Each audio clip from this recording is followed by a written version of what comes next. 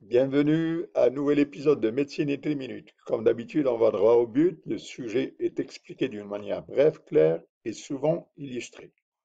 Alors aujourd'hui, nous allons aborder une partie anatomique qui est pleine d'épines, le diencéphale, l'hypothalamus, la glande pituitaire, le système limbique, leur structure et leur fonction.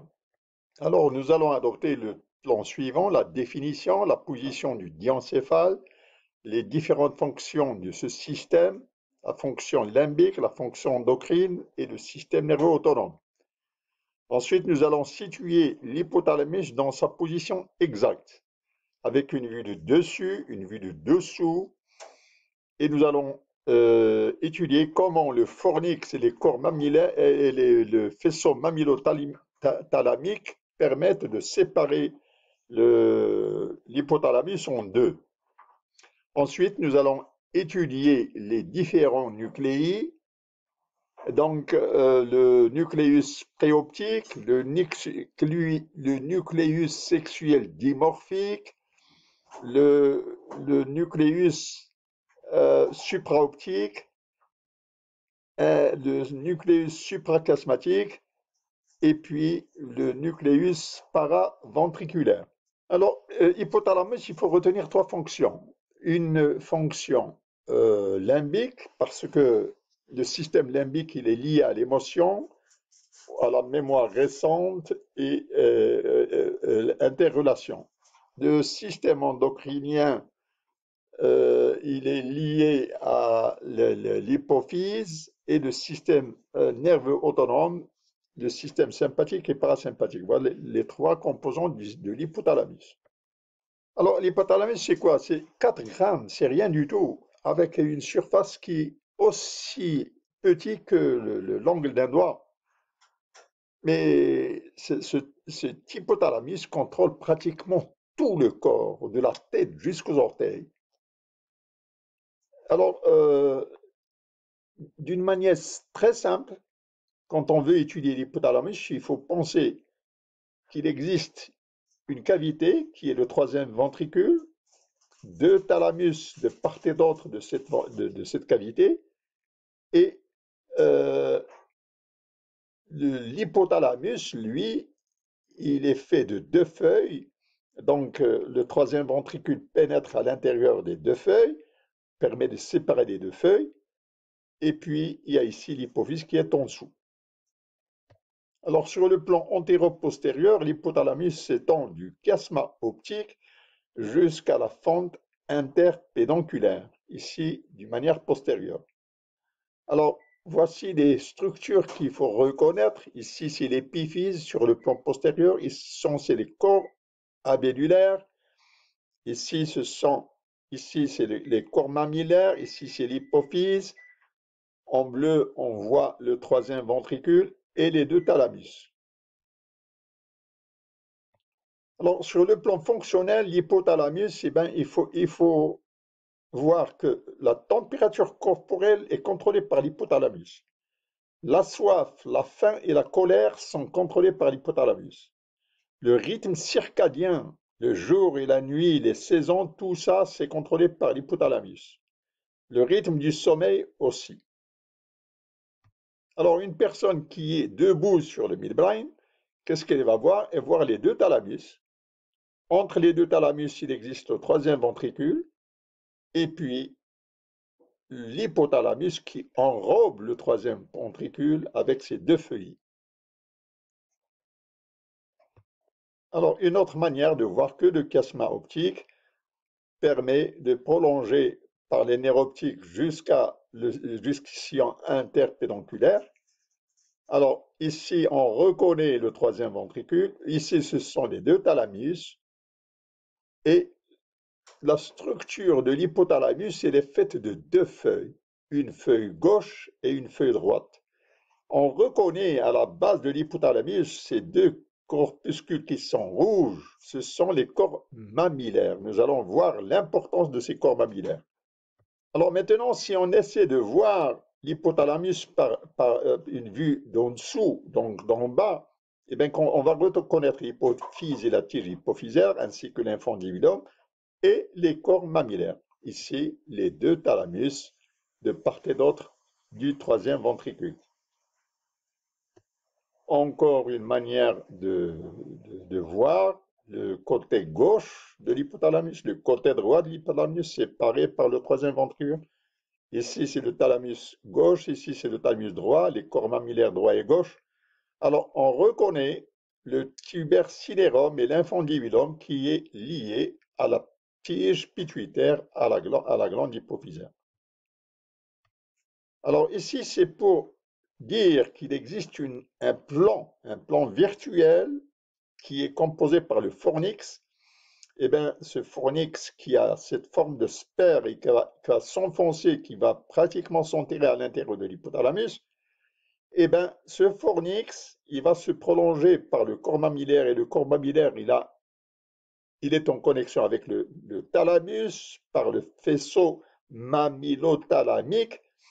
Alors, ces deux structures qu'on voit ici en orange et en jaune, elles constituent un plan imaginaire qui permet de diviser l'hypothalamus en deux, le droit et le gauche. Alors, le résultat de cette division, on voit ici la cavité du troisième ventricule. Ici, ce sont les corps mammillaires droit et gauche. Alors, on voit l'émergence du fornix et l'émergence du faisceau mammillothalamique. Alors, les deux, ils vont constituer un plan et ce plan, il va diviser l'hypothalamus en deux côtés, le côté latéral et le côté médial pour la partie gauche, le côté médial et le côté latéral pour la partie droite. Alors, sur la région fronto-orbitale, alors à partir de la région fronto-orbitale et à partir de la région septale, donc un faisceau qui provient de la région fronto-orbitale, un faisceau qui provient de la région septale, ces deux faisceaux, ils vont se connecter pour constituer ce qu'on appelle le medial forebrain bundle. C'est une bande qui va au niveau du forebrain et qui va être descendante. Alors on l'appelle médian, alors qu'en réalité il est dans le côté latéral. Bien qu'on lui a donné le côté de médian, il est à l'intérieur du côté latéral. C'est paradoxal. Alors voyons un côté latéral de l'hypothalamus, qu'est-ce qui se passe à l'intérieur? Alors, le côté latéral de l'hypothalamus, nous avons ici la lignée médiane pour distinguer l'hypothalamus gauche de l'hypothalamus droit. Et nous avons une ligne ici qui sépare le côté latéral du côté médial. Alors, cette ligne qui sépare le côté latéral et médial, elle est le siège de ce qu'on appelle le nucléus préoptique. Alors, voilà ce nucléus préoptique. Vous voyez ici, il y a un homme et une femme qui sont attachés entre les deux. On va voir pourquoi. Alors, ce nucléus préoptique, il va induire la formation du GRF, gonadotropine releasing factor. Alors, ce GRF qui transite à travers l'éminence médiane va se diriger vers l'hypophyse antérieure. À partir de l'hypophyse antérieure, ce GRF va induire la sécrétion de FSH et LH. Alors, on sait que FSH et LH sont des marqueurs qui vont provoquer au niveau de l'ovaire la sécrétion d'estrogène et de progestérone. Et ce qu'on sait moins, c'est que ces FSH et LH, elles ont aussi une action chez le mâle en induisant, en stimulant la formation de testostérone. Alors, dans ce nucléus préoptique, il existe à l'intérieur du nucléus préoptique une structure qu'on appelle le sexuellement dimorphique nucléus. Alors, ce SDN, sexuellement dimorphique nucléus, on suggère qu'il est lié au trait d'homosexualité. Alors, chez le bébé qui est en cours de développement, donc un fœtus qui est en cours de développement, si l'action, si on augmente, c'est au conditionnel, c'est hypothétique, si on augmente la testostérone chez le fœtus, il aura tendance à développer ce nucléus qui est le sexually dimorphic nucleus, qui est lié à l'homosexualité. Alors, nous avons vu le nucléus préoptique. Maintenant, à côté du préoptique qui est à cheval entre le côté latéral et le côté médial, maintenant sur le côté médial, il existe deux autres nucléus. Un nucléus qui est relatif à la faim et à la soif, et un autre nucléus qui est relatif à la colère. C'est tout à fait normal, quand on a faim, on n'est pas de bonne humeur. La bonne humeur, elle ne vient pas avec la soif, elle ne vient pas avec la faim. Alors, ces deux nucléus sont aussi liés au système sympathique. Alors, on sait que le système sympathique, lui, c'est le système de l'irritation, c'est le système de la poussée des poils quand il y a une frustration, c'est le système de l'irritation. Donc, tous ces éléments sont liés entre eux. Alors, par contre, en face de ce système, il existe un système de la société, et bien, c'est le système du confort. Quand on a bien mangé, quand on est rassasié, eh bien, il y a l'hormone du bonheur. Pourquoi? Parce que ce centre est stimulé. Alors, il existe des glucorécepteurs qui sont liés au taux de glucose et qui permettent de régulariser ces nucléus. Alors, quand on a vu le côté latéral de l'hypothalamus, maintenant nous allons aborder le côté médial de l'hypothalamus. Alors, dans le côté médial de l'hypothalamus, on identifie quatre régions. La région préoptique, on en a déjà parlé. Il existe une seconde région qu'on appelle la région supraoptique. Alors, cette région supraoptique, vous voyez ici, il y a plein de dessins à l'intérieur.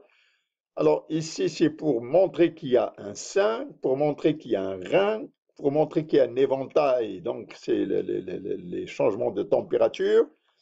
Ici, vous voyez une montre, c'est pour dire qu'il y a une variation de temps, et vous voyez qu'il y a un utérus pour dire qu'il y a quelque chose qui est lié à la grossesse. Alors voilà pour cette région supraoptique. La troisième région, elle s'appelle la région infundibulaire, et la quatrième région, elle s'appelle la région mammillaire. C'est au-dessus des mamelons, des corps mammillaires. Alors, vous voyez que cette région supraoptique, elle est tout de suite connectée avec l'hypophyse. On va voir comment. Alors, quand on parle de la région supraoptique, eh bien, il faut penser au chaud et au froid. Il faut penser à la mélatonine, l'hormone du sommeil. Il faut penser à l'hormone antidiurétique, celle dont l'absence cause le diabète insipide, l'hormone qui gère l'osmolarité. Et il faut penser aussi à l'ocytocine, donc ocytocine qui déclenche l'accouchement chez une femme enceinte et qui déclenche la montée laiteuse chez un bébé. Alors le centre du chaud, il va déclencher la vasodilatation pour permettre une perspiration meilleure et pour permettre une hypersudation, alors que le froid, lui, il va engendrer une vasoconstriction avec des frissons. Nous avons dit aussi que le nucléus préoptique, il est responsable du rythme circadien, de l'hormone biologique et de l'alternance de la nuit et du jour, par l'action de la mélatonine qui est sécrétée par la glande qu'on a vue, qui est postérieure, qu'on appelle l'épiphyse. Et ben, cette épiphyse, elle va sécréter la glande mélatonine. C'est les responsables du rythme circadien.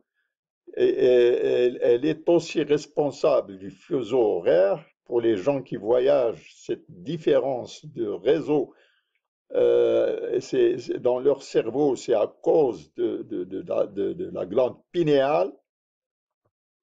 Alors, l'hormone antidiurétique qui est sécrétée au niveau de l'hypothalamus, donc du noyau supraoptique, elle va être véhiculée vers l'hypophyse postérieure et durant ce voyage, elle va être associée à des peptides et c'est des hormones qui sont associées, qu'on appelle les neurophysines. Ces peptides d'association sont neurophysines et euh, être, ils vont être emmagasinés au niveau de l'hypophyse postérieure. Donc, la synthèse s'effectue au niveau du hypothalamus, mais le magasinage s'effectue au niveau de l'hypophyse postérieure. Alors, la prochaine vidéo, c'est à propos de l'antidiurétique et son mécanisme, de l'ocytocine et son mécanisme, des régions infundibulaires et mammillaires.